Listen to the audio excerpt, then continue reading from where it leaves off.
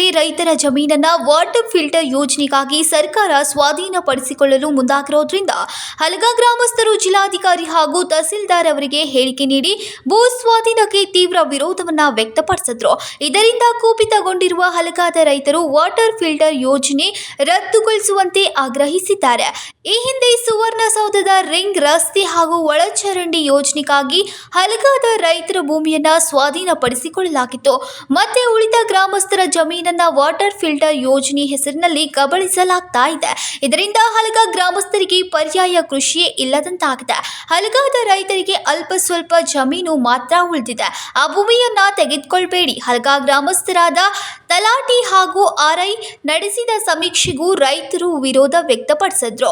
ಕೇವಲ ಹಲಗಾ ಗ್ರಾಮದ ಭೂಸ್ವಾಧೀನ ಯಾಕೆ? ರೈತರು ಈ ಪ್ರಶ್ನೆ ಕೇಳಿದ್ದಾರೆ. ಸುವರ್ಣಸೌಧ ನಿರ್ಮಾಣಕ್ಕೆ ಜಮೀನು ತೆಗೆದುಕೊಂಡಿದ್ರೂ ಗ್ರಾಮದ ಒಬ್ಬರಿಗೂ ಕೆಲಸವಿಲ್ಲ. ಹಲಗಾ ಗ್ರಾಮಸ್ಥರಿಗೆ ಸುವರ್ಣಸೌಧದಿಂದ ನೀರು ಕೊಡಲು ಸರ್ಕಾರದ ವಿರೋಧವಿದೆ. ಇದು ಹಲಗಾ ರೈತರನ್ನ ಕೆರಳಿಸಿದೆ.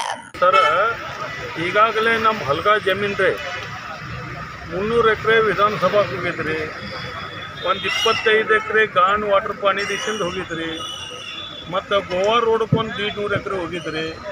ಈಗಾಗಲೇ ಮತ್ತೆ 85 ಎಕರೆ ನಮ್ಮದು ರೈತರ ಜಮೀನಲ್ಲಿ ಮಾಡದಾಗ ನೀರಾವರಿಗೆ ಬೇಕಂತ ಹೋದಾರ್ರಿ. ಆ ಜಮೀನು ತಗೋಬಾರ್ದು. ನಾವು ವಿನಂತಿ ಮಾಡಿ ಗೌರ್ಮೆಂಟ್ ಕಡೆ ಬಿಡ್ಕೋತವ್ರಿ. ಆ ಜಮೀನು ಹೋತಂದ್ರೆ ನಾವೇನು ಮಾಡಕ್ಕೆ ಹೋಗೋದ್ರಿ? ಇಲ್ರಿ, ಮುನ್ಸಿಪಾಲ್ಟಿಯಾಗ ನಮಗೆ ನೌಕರಿ ಕೊಡ್ರಿ, ಹುಡುಕಾಕ್ ಬರ್ತೇವೆ, ನೀವು ನಮ್ಮ ಜಮೀನು ತೊಗೊರಿ, ಏನು ಮಾಡಕ್ಕೆ ಬರ್ತೈತೆ ರೀ? ಈಗಾಗಲೇ ನಮ್ಮ ಜಮೀನಿಗೆ ಹೋಗಿದ್ದು ಅದಾವ್ರಿ. ಇನ್ನು ಮ್ಯಾಗ ನಾವು ರೈತರಾಗ ಹುಟ್ಟಿದವ್ರು ಎಲ್ಲಿ ಹೋಗೋದ್ರಿ? 3 ತಂದಲ್ಲಿ ಜಮೀನಿತ್ತು, 3 ತಂದಲ್ಲಿ ಹೋದವ್ರಿ. ಇನ್ನು ಮ್ಯಾಗ ಉಳಿದೈತೆ ಅದು ಒಂದು 2 ಎಕರೆ ಉಳಿದೈತಿ, ಅದು ಹೋತಂದ್ರೆ ತೀರ್ತ್ರಿ. ನಮ್ಮದು ಒಬ್ಬಂದ ಅಲ್ರಿ. ಮಹದೇವ್ ಪವಾರ್, KMM ಕನ್ನಡ, ಬೆಳಗಾವಿ.